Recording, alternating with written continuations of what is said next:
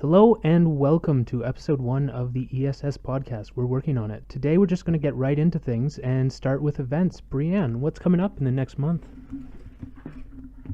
So as you all know, March is the National Engineering Month, and we kicked it off with the movie night on the 1st. It was super cute. I had a really good time, and there were so many snacks.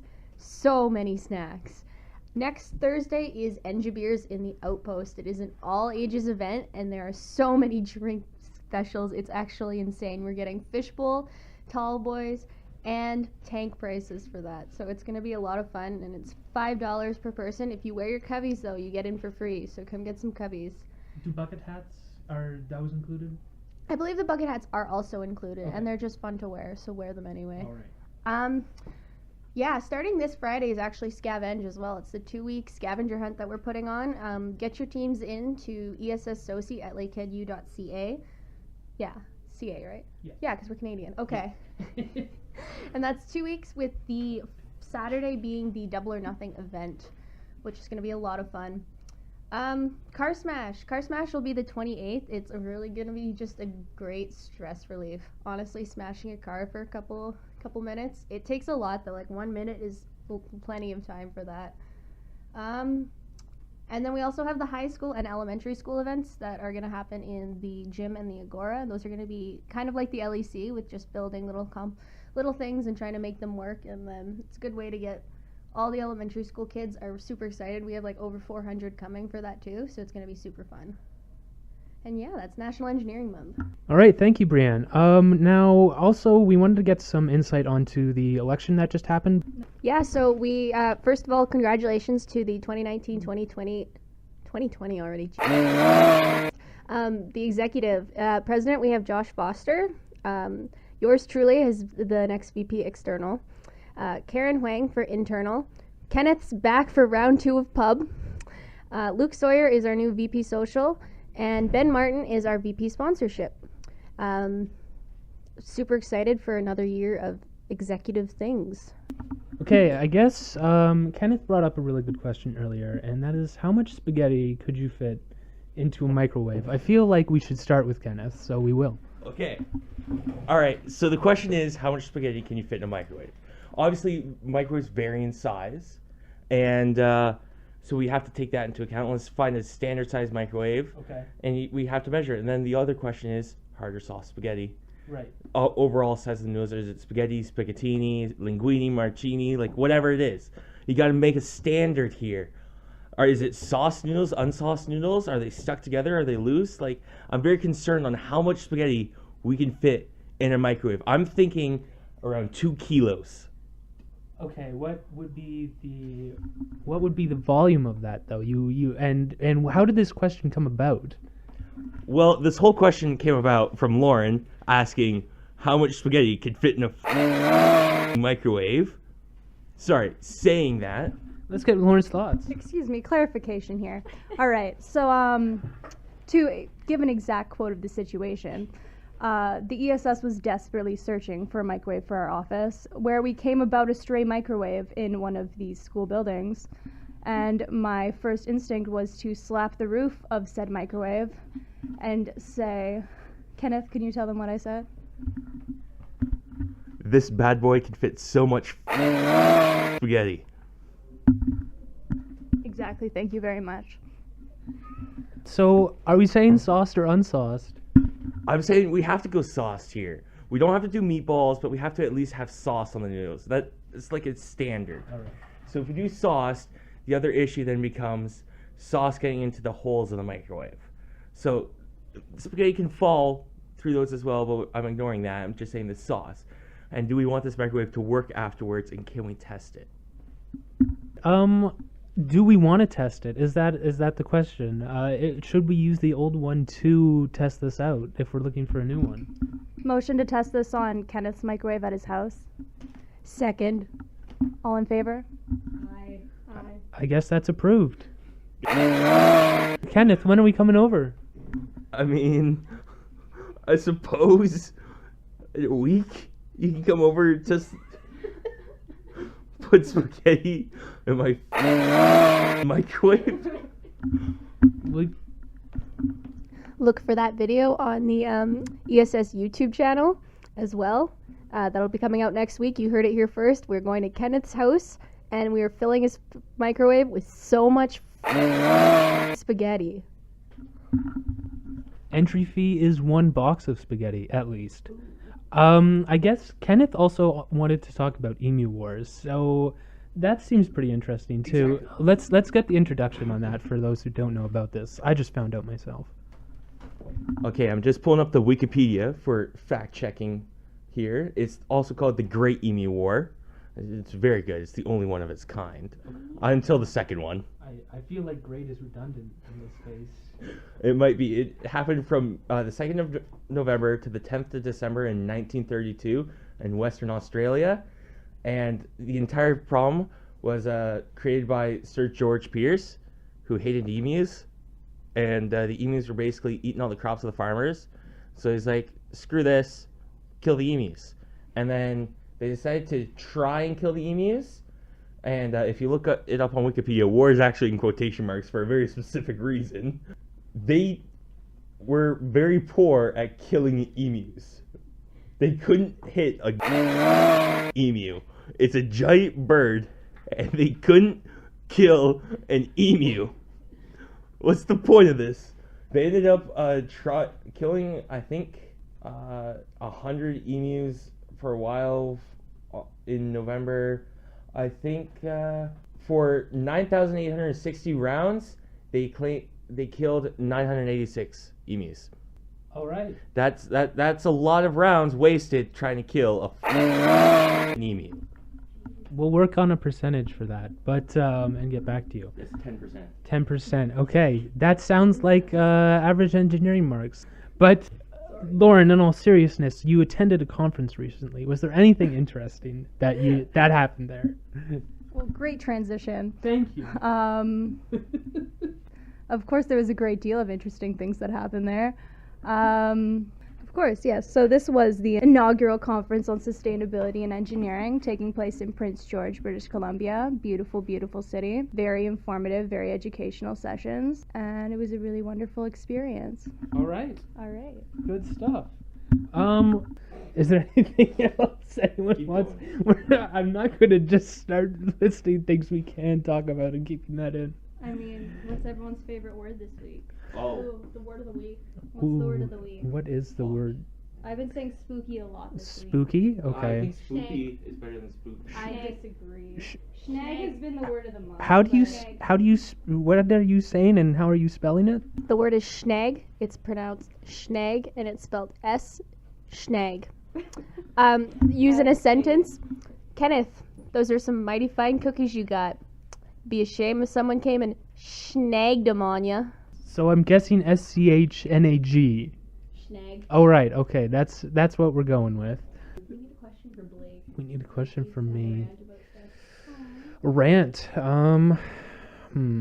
I don't know. I can't Blake, think of how do you anything. feel? How do you feel about traveling to a country where you will almost positively die? You know what? That's pretty interesting. It sounds like I can be killed by kangaroos and koalas and really just anything else that exists in Australia. So that is very exciting. I've never been to Australia before. I don't know what to expect really, but I'm just in Sydney, so it's not going to be that dangerous. But what if, hear me out here, Okay. kangaroos overran the city of Sydney? What would you do? I'd probably just leave and let them handle it. Well, if you're stuck there. I'd probably just leave and let them handle it. But So, I mean, if you were in such a situation, say you're in a dark alley coming home at night or something, and you get cornered by a kangaroo, what would you square up with him? Do you think you could take him? I can't take anyone, so no. I'd really. It's either play dead or make yourself as big as possible, and whichever came to mind first, that's what I'd be doing. And hopefully, it was the right choice. Could you please describe in detail the way that you would play dead to the kangaroo?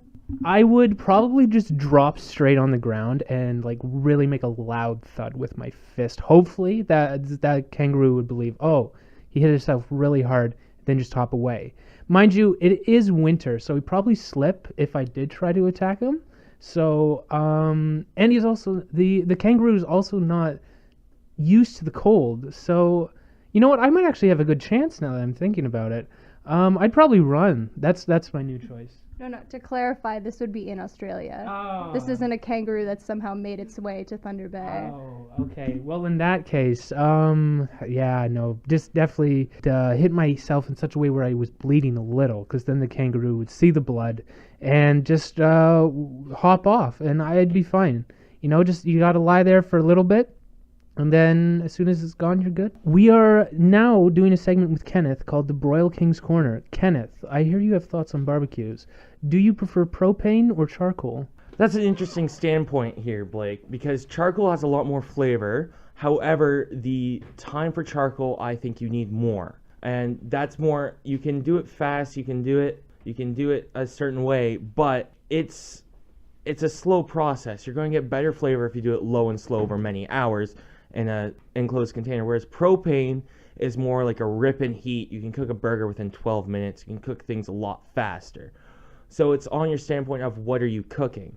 If I'm doing pig roast, for example, I'm going to use charcoal. I'm going to use some nice charcoal, some nice wood pellets. I'm going to let it go low and slow, minimum 6 to 8 hours. Just get that nice flavor build, get a nice smoke ring on the meat. If I'm doing burgers, so I'm just going to rip up that propane, just boom, boom. But also, there's natural gas line. You can get a natural gas barbecue. Those are also pretty good. Doesn't get the taste of a propane, but still cooked on gas. So you have 3 different options here, all 3 different very good ways to cook. Again, I prefer, if I'm doing it fast, propane. If I'm doing it slow, charcoal. I can't really choose a single one.